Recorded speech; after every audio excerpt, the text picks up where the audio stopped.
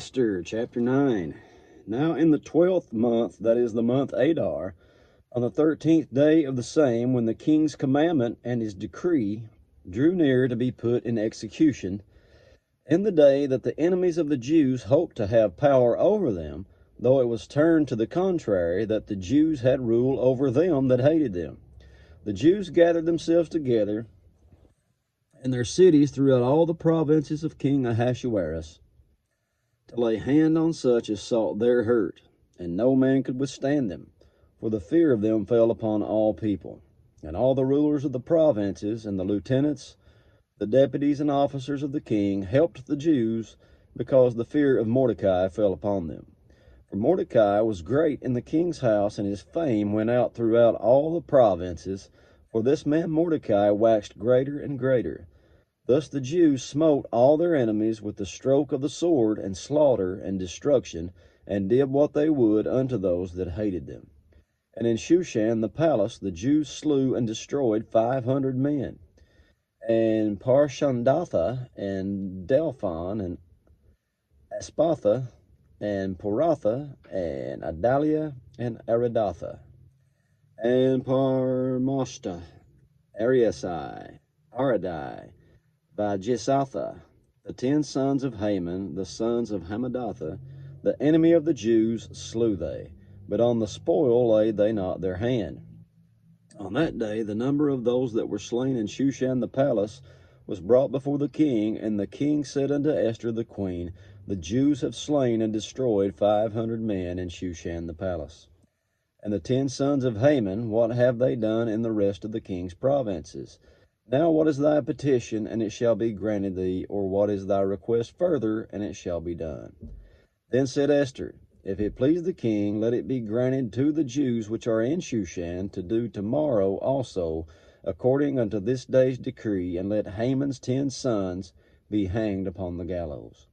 And the king commanded it so to be done, and the decree was given at Shushan, and they hanged Haman's 10 sons. For the Jews that were in Shushan gathered themselves together on the 14th day also of the month Adar, and slew 300 men at Shushan. But on the prey they laid not their hand. But the other Jews that were in the king's provinces gathered themselves together, and stood for their lives, and had rest from their enemies, and slew of their foes 75,000. But they laid not their hands on the prey. On the 13th day of the month Adar, and on the 14th day of the same, rested they, and made it a day of feasting and gladness. But the Jews that were at Shushan assembled together on the 13th day thereof, and on the 14th day thereof, and on the 15th day of the same they rested, and made it a day of feasting and gladness.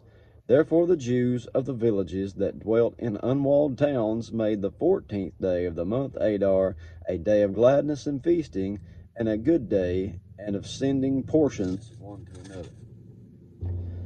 And Mordecai wrote these things, and sent letters unto all the Jews that were in all provinces of King Ahasuerus, both nigh and far, to establish this among them, that they should keep the 14th day of the month Adar, and the 15th day of the same yearly, as the days wherein the Jews rested from their enemies, and the month which was turned unto them from sorrow to joy, and from mourning into a good day, that they should make them days of feasting and joy, and of sending portions one to another, and gifts to the poor.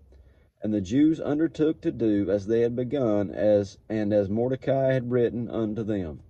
Because Haman the son of Hamadatha the Agagite, the enemy of all the Jews, had devised against the Jews to destroy them, and had cast pur, that is, the lot, to consume them, and to destroy them. But when Esther came before the king, he commanded by letters that his wicked device, which he devised against the Jews, should return upon his own head, and that he and his sons should be hanged on the gallows. Wherefore they called these days Purim, after the name of Pur.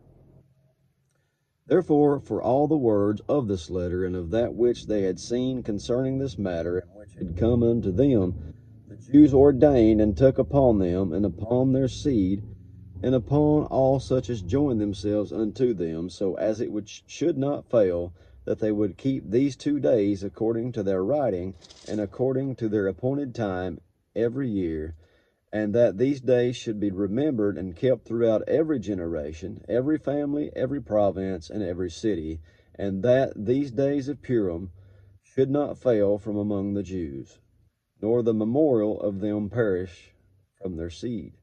Then Esther the queen, the daughter of Abihail, and Mordecai the Jew, wrote with all authority to confirm this second letter of Purim.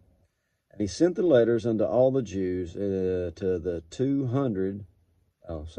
127 provinces of the kingdom of Ahasuerus with words of peace and truth, to confirm these days of Purim in their times appointed, according as Mordecai the Jew and Esther the queen had enjoined them, and as they decreed for themselves and for their seed the matters of the fastings and their cry.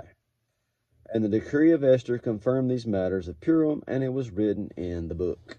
And that is it for chapter 9. God bless you.